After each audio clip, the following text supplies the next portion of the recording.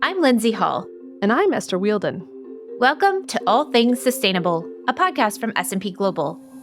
As your hosts, we'll dive into all the sustainability topics that are reshaping the business world. Join us every Friday for in-depth analysis and interviews with leaders from around the globe. Together, we'll break down big sustainability headlines and cut through the jargon.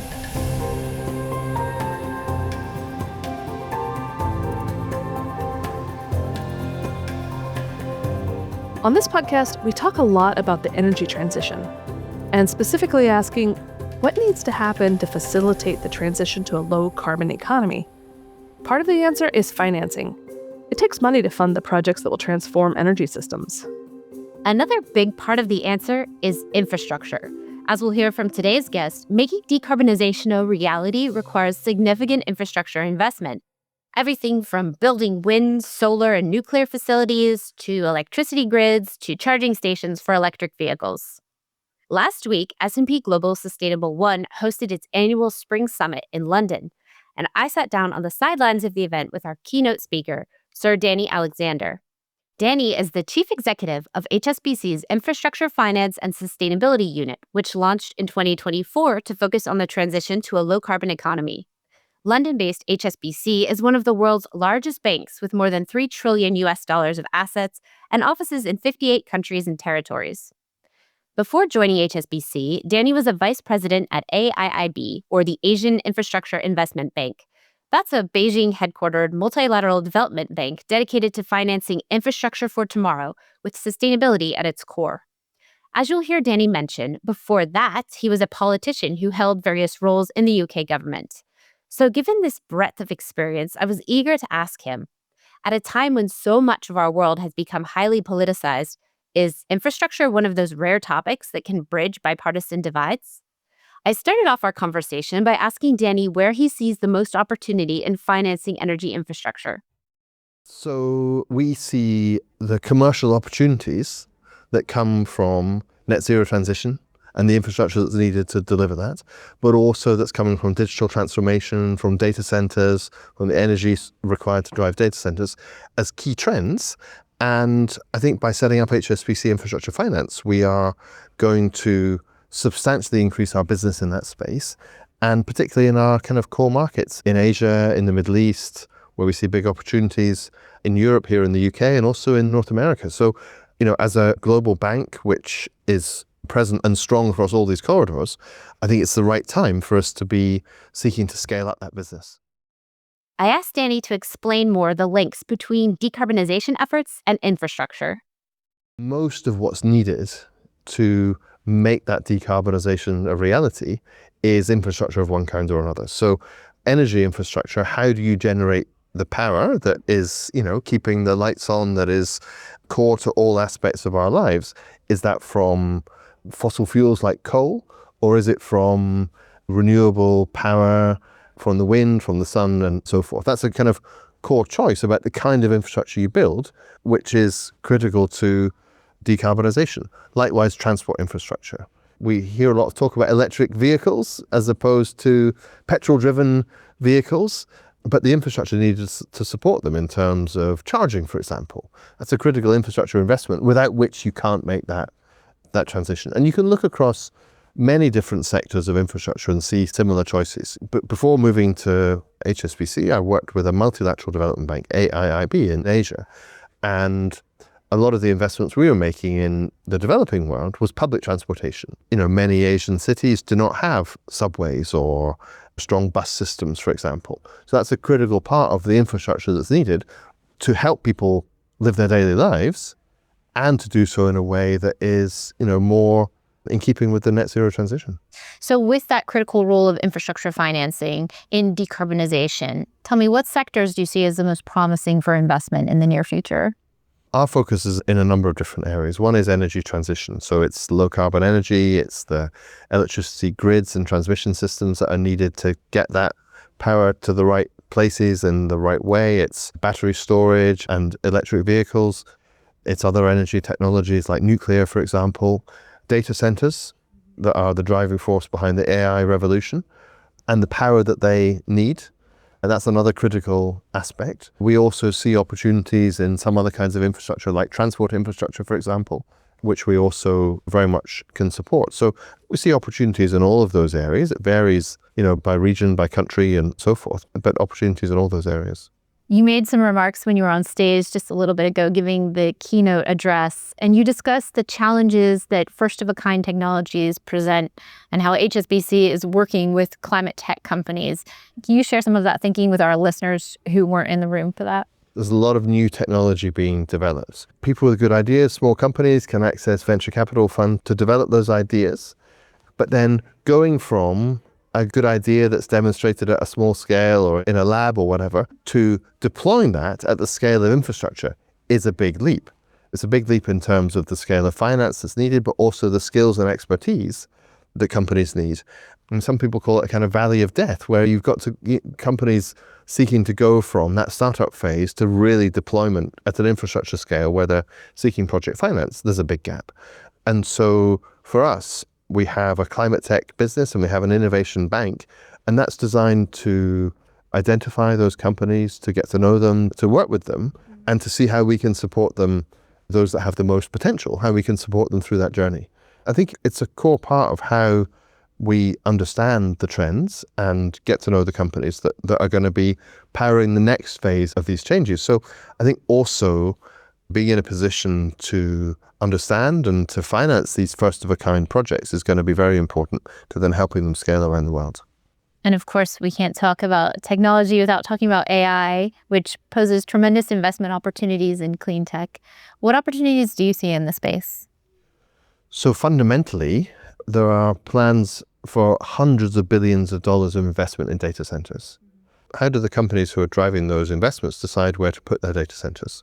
One of the major factors is, where is the power to drive them? Or how quickly can you stand up the power that's necessary to drive them? In most parts of the world today, renewable energy, solar, wind, with storage is highly competitive, often the cheapest or the quickest to stand up. But also, you're seeing across the world, including in the developed world, in North America and elsewhere, for the first time for many years, the demand for electricity increasing and forecast to increase substantially off the back of these power-hungry data centers. And so there is going to be big demand across the power system, and thinking about the data center trends and the energy trends together makes a lot of sense. It makes a lot of sense for developers, for governments, but also for financiers like us. Banks like HSBC work with a variety of sectors with a range of different expectations about how to decarbonize and at what pace. And as we've heard a lot on this podcast, there's no one-size-fits-all approach to the energy transition. I asked Danny how HSBC is engaging with different stakeholders to align sustainability goals. So I think maybe a couple of things I'd say. I mean, firstly, I was a politician earlier in my life. This agenda has to go from being a kind of talking point among politicians to be something that's driven commercially. And first and foremost is the kind of commercial dimension. How do we deliver this? In many places now, renewable energy is the cheapest form of energy, is a kind of critical factor here. Different stakeholders have different views. Our job as a bank is to work with our clients to help them deliver their goals. We have our own goal. We support net zero by 2050, but we want to work with all of our clients to help them achieve their goals. And frankly, to make this work, you've got to work with those companies who have the toughest job, who have the most difficult transitions, and not just those that have the easiest ones. And that means being pragmatic about how you work together to support our clients delivering their goals. I think in that answer, you've picked up on two of the key themes I heard throughout today's event. One is this idea of pragmatism and taking a really realistic, hard look at your business models. And then the other is this idea of it needs to make economic sense, right? It can't just be a talking point among politicians. So when we talk about infrastructure, this is a long-term investment. What policies or government incentives do you believe would most effectively accelerate investment in low-carbon infrastructure? So that varies very much according to which part of the world you're in. So when I was in the British government, one of the things we did was we designed it's called Contracts for Difference. It's the policy system that incentivizes renewable energy in the UK, especially offshore wind. By having a good quality and stable framework, it led the UK to be one of the largest markets for offshore wind in the world. So that shows that it's not necessarily about money. It's much more about policy, regulation, getting that right. For example, the framework for the relationship between people who generate energy and people who purchase it to be organized in the right way that means that projects can be bankable. In some parts of the developing world, you see that that's something that still needs quite a lot of work. And so getting the policy frameworks right, I think, is absolutely critical. I think another aspect was about blended finance, about how you can put kind of public development finance together with commercial resources to broaden the pool of projects that are investable, that are bankable. And I think we're seeing among development banks and development agencies more interest in that space and a wish to really engage with the private sector, to support the private sector to make those investments through blended finance. And, as we're seeking to build our infrastructure business, those kind of partnerships will be one part of how we do so. Danny talked about his prior experience in Asia, and I asked him to describe the opportunities he sees in that region and in other parts of the world. Any key geographic trends? I mean, the short answer is there are opportunities all over the world because the need for investment is huge. We're talking about, some people estimate perhaps up to $6 trillion per year by 2030 of investment that's needed around the world. This is energy infrastructure. There are many other kinds of infrastructure. If you look at all infrastructure, the numbers would be even larger. And so maybe slightly different kinds of opportunities in emerging markets where, you're looking at rapidly growing economies, in some cases growing populations, where driving up energy consumption is going to be a critical part of how they fuel their growth.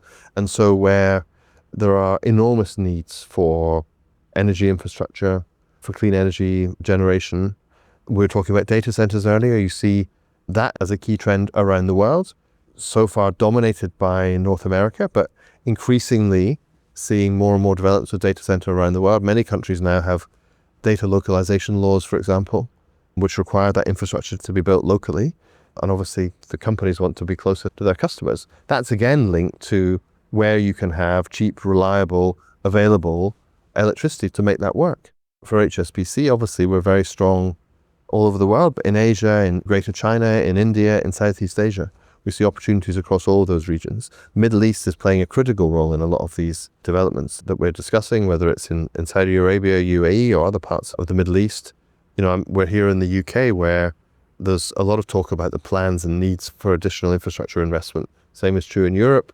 So I think there are different opportunities, but there are opportunities everywhere. When I hear the word infrastructure, it's somehow less loaded than a lot of other terms have become politically charged than things like climate, for example. Is that accurate based on your own work that you do? Is infrastructure just something that everyone can kind of, in a bipartisan way, get behind? We need infrastructure to live our daily lives, to grow our economies, to achieve all kinds of both public and private goals that countries and companies and individuals have. So yeah, I don't think you could go to any country in the world that doesn't have a plan or isn't thinking about how to develop its infrastructure from whatever starting point that they have. And I think it links to the point we were discussing earlier about, for all the sustainable investment, the core is the commercial opportunity.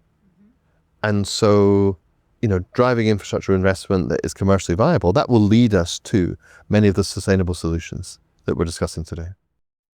So today we heard about the commercial opportunities one of the world's largest banks sees in infrastructure for the net zero transition.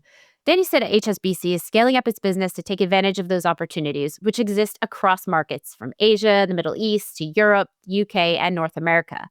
We also heard about the role of technology and how HSBC is helping startups scale first-of-a-kind technologies to support the infrastructure for the low-carbon transition.